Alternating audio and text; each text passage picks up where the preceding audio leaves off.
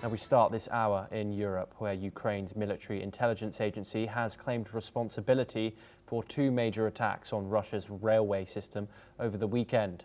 According to a report, the operation targeted critical supply routes used by Russian forces in the Kharkiv and Sumy directions.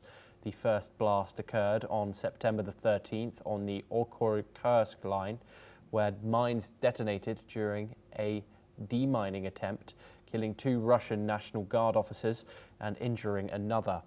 In a separate incident on the next day, an explosion hit the St. Petersburg-Pskov railway, derailing a locomotive and destroying 15 fuel tankers. Officials say the damage has halted train services and disrupted Russia's supply chains.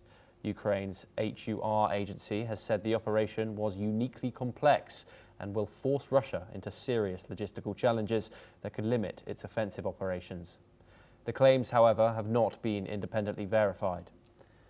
We are now joined by Matti Zweig. He is a geopolitical expert and he joins us live from Israel. Matti, thank you very much for joining us here.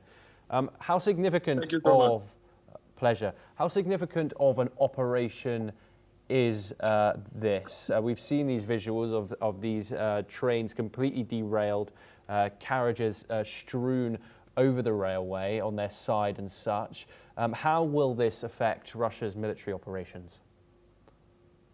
Well, from the Ukrainian point of view, of course, it's a complex operation to get to such intel and to be really capable of doing such things, especially because there were trains that were trying to get the supplies and other things to areas that they have been conquered, and they are on the way to big cities in Ukraine, like Sumy and of course Kharkov.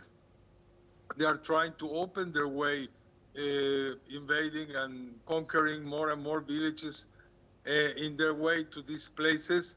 So it was really successful for them. But this is a kind of dichotomy, because from one side, you see that every time the Ukrainians can do big and complex operations like they did in the past in the southwestern parts of Russia inside, or including refineries, including army bases, etc.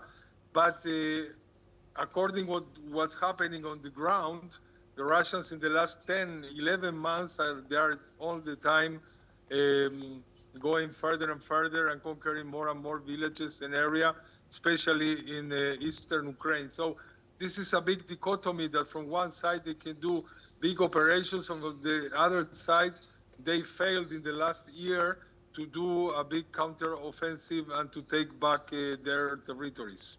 Yes, Matti, thank you very much for your insight. Do stay with us, but here on NewsX World we will continue to bring you all the updates coming out of the ongoing Russia and Ukraine conflict. However, next we'll go to West Asia, where a high-stakes